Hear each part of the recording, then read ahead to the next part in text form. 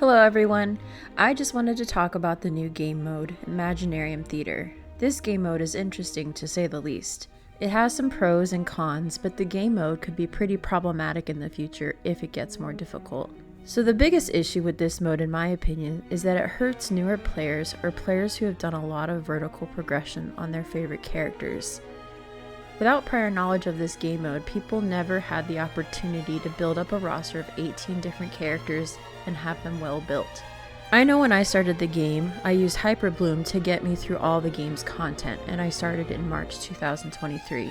It wasn't until Fontaine that I was able to start building out other units, and let's just say it cost me thousands of dollars to do this.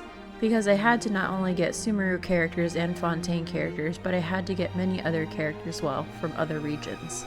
And if I'm being honest, I had to do a lot of refreshes as well to level up artifacts and talents. If I wouldn't have done that, there's no way I would have been prepared for this game mode. So I imagine anyone else that started a year ago, or even in Fontaine, unless they spent a ton of money, this mode could be problematic for them. The problem is some characters really underperform if they don't have certain teammates. To be honest, if it wasn't for Arlecchino, I don't think I would have even made it past the second boss. Sometimes, at least in my case, you have to restart to get the weaker characters on your roster to show up at the beginning stages. Because ideally you want your strongest characters to go last for the two bosses in hard mode. The next issue is the lack of good elemental reactions. Currently the only true reaction in this season is Overload. Yes, Swirl exists, but even the two main Animo DPS don't really use Swirl to clear the hardest content. So without the good elemental reactions, some characters struggle. For instance, I don't have her, but Hu Tao, the second strongest Pyro character, really wants Vape. So does Yoimiya and Diluc. Their highest damage potential is with Vape, but it's not present here in this game mode currently. Luckily, Hu Tao and Diluc can use a Shunyin team if you have her, but if you don't have her, they aren't super strong. Also, all the Electro characters' strongest teams are usually some form of spread with Dendro. I found them being pretty underwhelming without access to Dendro. The only good reaction available currently is an Overload team, which is really only good with Chevreuse. And again, that's if you have her.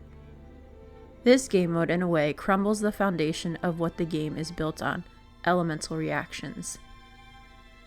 Because with this game mode, you can end up running a lot of mono teams of the same element, or even running dual DPS teams, or teams without a healer in some cases, which I ran into two modes here with unavoidable damage like lightning falling out of the sky in one.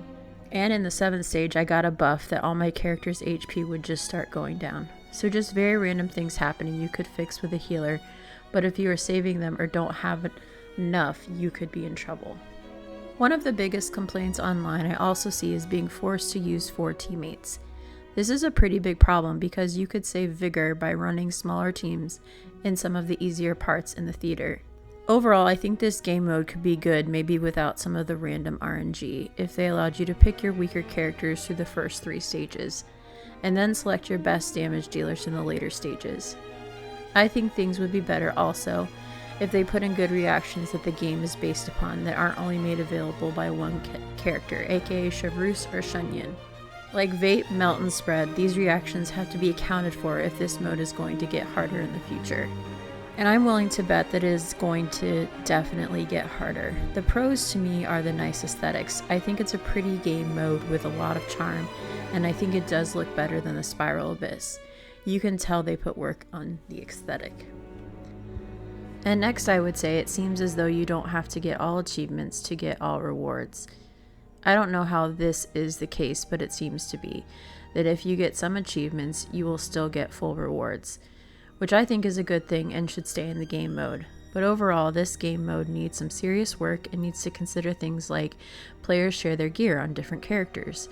Even if you have characters built like I do, I share gear, weapons, and artifacts. I think this should be considered in this game mode because otherwise, if things get harder, this will become a bigger issue than it is currently.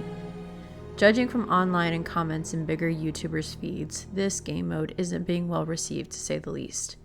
I really hope it either stays the same difficulty it is now, or they make some major changes, because if the enemies start becoming hell sponges like in Spiral Abyss, many players could be in for some trouble.